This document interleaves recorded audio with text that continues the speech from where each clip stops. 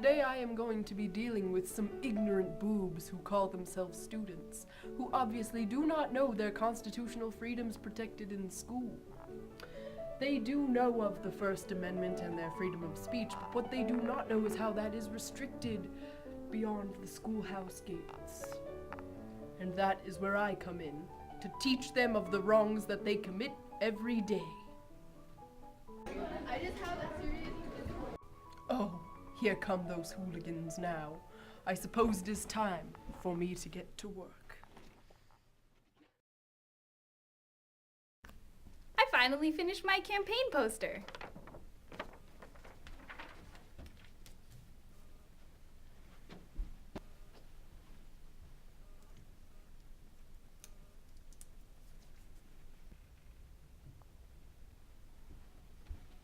What happened to my catchy slogan? This is a violation of my First Amendment rights. Actually, no, you beslubbering codpiece. You should know by now that your rights are slightly restricted in school. How? Well, if you had paid attention in humanities class, the Fraser Standard is: schools can restrict expression based on crude, vulgar, or obscene speech. Now allow me to translate that into layperson terms. Girl, don't use no vulgar language. Oh, gotcha. She's an ignorant boob.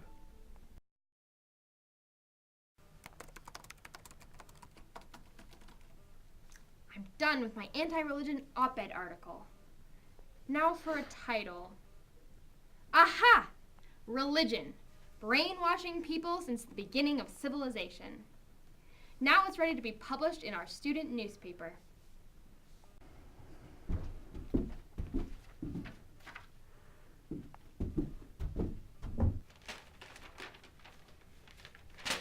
Where's my anti-religion op-ed article? This is a violation of my First Amendment rights. Actually, no, it's not. According to the Hazelwood Standard, administration needs a valid educational purpose to censor student speech. Well, what's wrong with my article? Well, it's a little bit offensive, don't you think? How would you feel if someone wrote an article attacking your atheist beliefs? I'd probably feel hurt and attacked and kind of offended. I might feel scared to participate in class activities with the author of the article. So do you see why this standard exists in schools? Yeah, I guess. She's an ignorant boob. You're doing fine, Jack. Are you messed up this morning? Gay by birth, fabulous by choice.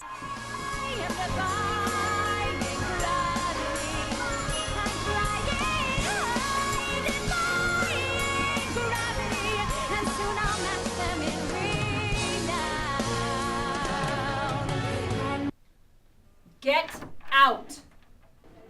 Isn't this a violation of our First Amendment rights? No, you hooligans, when you disrupted that classroom, you stepped over the line. It is in your rights to wear colorful duct tape in school to support gay rights. However, you blatantly disrupted that class with your tasteless flash mob. The Tinker Standard states, school officials must show that censorship is based on reasonable forecast of disruption or invasion of rights of others. And you indeed caused a disruption and violated the rights of the students in that class by campaigning to a captive audience. So we can keep our rainbow duct tape? If you must. They are ignorant boobs. Knowing these specific standards allows us to express our opinions and ideas effectively without fear of censorship. You can't know if your rights are being infringed if you don't know what they are. Ultimately, the freedom of speech must be used and maintained by the people. As students, our freedoms are restricted in schools, so we must learn to navigate those restrictions and when it is appropriate to push against them.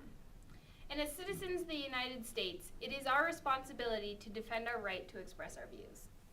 Only through the knowledge of the constraints on the freedom of speech can we push the boundaries.